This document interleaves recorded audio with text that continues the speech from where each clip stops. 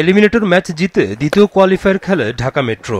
Opening জুটিতে Imranuzzaman ও নাইম শেখের ৪০ run সেই ধারাবাহিকতারই প্রমাণ।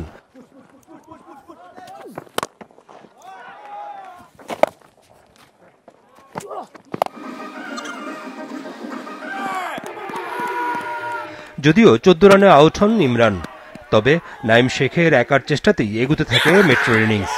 যদিও বলার মতো জুটি পাননি তিনি, এক প্রান্ত আগলে ৫৩ বলে ৬টি ৪ ও একটি ৬-এর মারে ৫৭ রান করে আউট হন তিনি।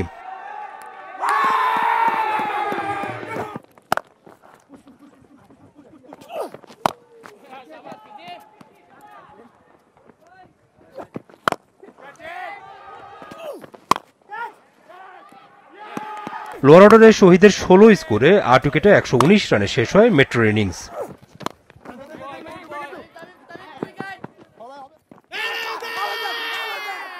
জবাবে বোলিংয়ে দারুণ ছিল খুলনার বোলাররা। তাদের নিয়ন্ত্রণে ০ রানে আউট হন অনূর্ধ্ব-১৯ এশিয়া কাপের শিরোপা জেতা অধিনায়ক আজিজুল হক Tamim.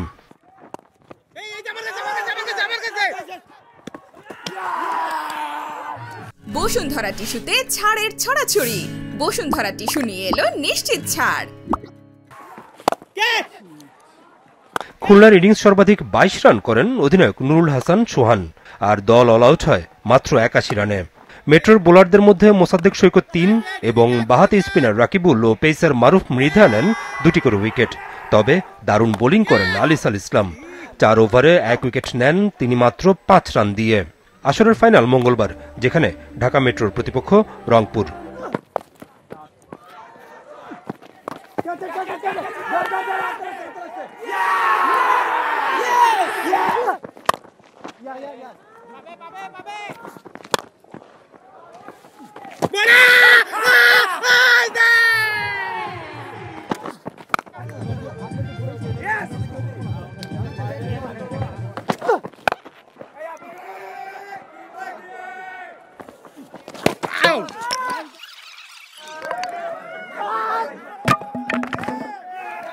Reducing them to just 81. There's the summary of the match. 119 for 8 from their 20 overs. Dhaka Metro in reply.